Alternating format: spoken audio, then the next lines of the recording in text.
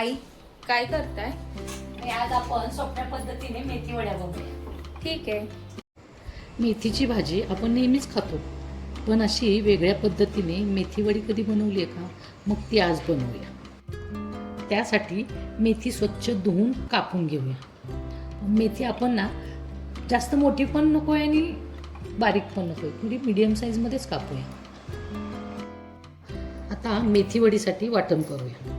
त्यासाठी 5 ते 6 हिरवी मिरची, 8 ते 10 लसूण पाकळ्या, थोडंसं आलं, पाव चमचा ओवा टाकून हे छान बारीक करून घेऊया. आणि मेथी म्हटलं की लसूण हा जास्तच पाहिजे. भाजी असो किंवा वडी, लसूण हा जास्तच हवा, कारण लसणाने भाजीला तर चव येतेच, पण वडीला पण तितकीच चव छान येते. आता मेथी वडीसाठी पीठ भिजूया. कापलेल्या भाजीमध्ये 1 वाटी बेसन, पाव वाटी तांदळाचं पीठ, अर्धा चमचा हळद, 1 चमचा लाल तिखट, धने जिरे पावडर अर्धा चमचा, थोडेसे तीळ आणि चवीनुसार मीठ. आता आलं लसूण वाटण आणि बारीक केलेली कोथिंबीर टाकून हे छान मिक्स करून घेऊ.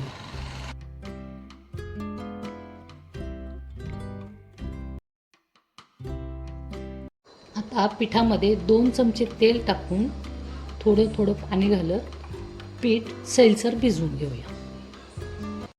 यामध्ये आपण थोडासा सोडा पण टाकणार आहोत, कारण काय आहे ना, पिठामध्ये तेल आणि सोडा टाकल्यामुळे मेथी वडीमध्ये कच्चं पीठ लागत नाही आणि ती वाफवल्यावर पोकळ राहते आणि तळल्यावर तर आणखीनच छान कुरकुरीत होते.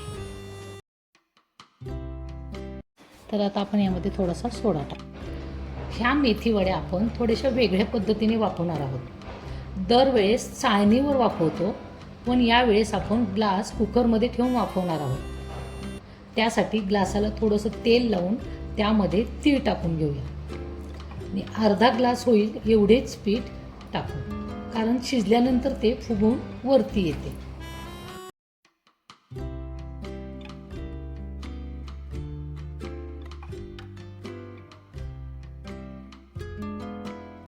वड्या वाफवण्यासाठी कुकरमध्ये पाणी टाकून त्यामध्ये स्टँड ठेवून त्यावरती ग्लास ठेवूया आणि 15 ते 20 मिनिट वाफवून घेऊया. पण कुकरला झाकण लावल्यानंतर त्याची शिट्टी काढून आपल्याला वड्या वाफवायच्या आहेत.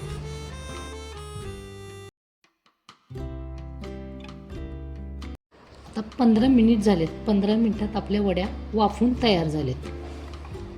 आता हे ग्लास कुकरमधून काढून थोडेसे थंड करून घेऊयात, कारण थंड झाल्यावर हे ग्लासामधून पटकन निघेल आणि ह्याचे काप छान होतील.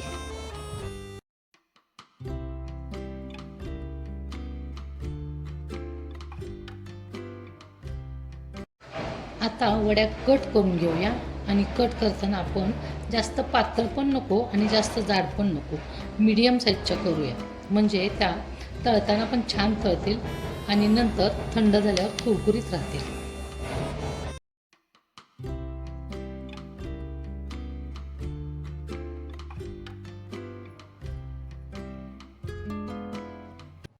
वड्या कट करत असतानाच तेल गरम करायला ठेवलेलं.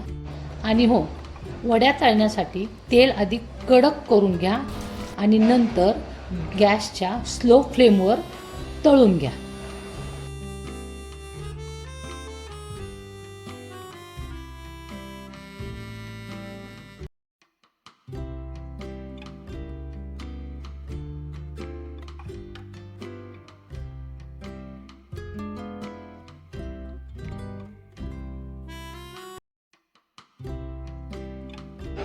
एकदा ही मेथी वडी करून पहा आणि ही रेसिपी कशी वाटली ते कमेंट करून सांगा.